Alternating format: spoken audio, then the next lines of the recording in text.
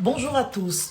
Je fais cette petite vidéo pour mettre les points sur les i par rapport à ce qui est en train de se raconter. Ça se raconte sur la toile, ça coupe des parties de vidéo et ça commente alors que ça n'a pas suivi le direct. Après la mort de Cabrel, j'avais tellement mal au cœur et une voix m'a demandé de parler à la jeunesse camerounaise.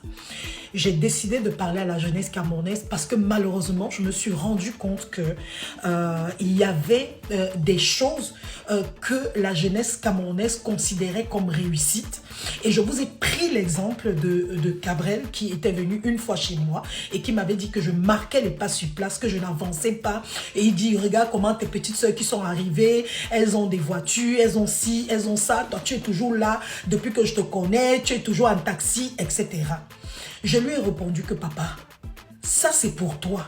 Moi, ce n'est pas l'important pour moi. J'ai d'autres choses, j'ai d'autres priorités en ce qui concerne la réussite.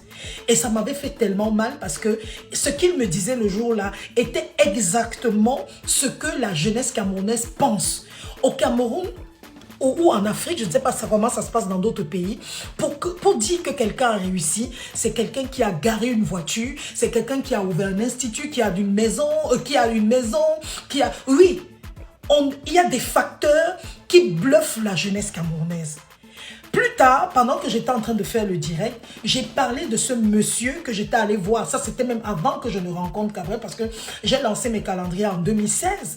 Quand je suis allé voir le monsieur pour le sponsoring de mon calendrier, Cabrel n'était même pas encore comédien. Je ne l'avais même pas encore rencontré parce que je le rencontre en 2018.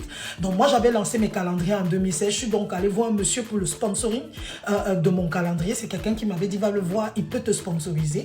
Quand je suis arrivé, il m'a demandé c'est qui ton parrain. Je lui ai dit j'en avais pas. Et il m'a proposé d'être mon parrain aussi. J'ai refusé. Je lui ai dit que mon parrain c'est Jésus-Christ et tout. Et il m'a dit bah écoute, je suis désolé, mais tu te contenteras des miettes parce que pour qu'on te sponsorise ici, il faut que tu sois dans nos choses. Malheureusement, je ne pourrais te donner que 1 million de francs CFA pour que tu, voilà, comme participation dans ton calendrier. J'ai pris les 1 million et derrière, j'ai fait le travail qu'il m'avait demandé, c'est-à-dire échange de services.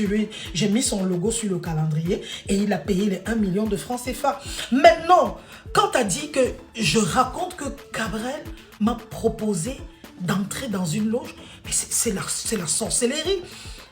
Était-il dans une loge? Ça, je ne sais pas, je ne peux pas confirmer ou infirmer, mais je ne pense même pas. C'était un garçon très talentueux. S'il vous plaît, laissez-moi pleurer ce jeune. Je vous en supplie.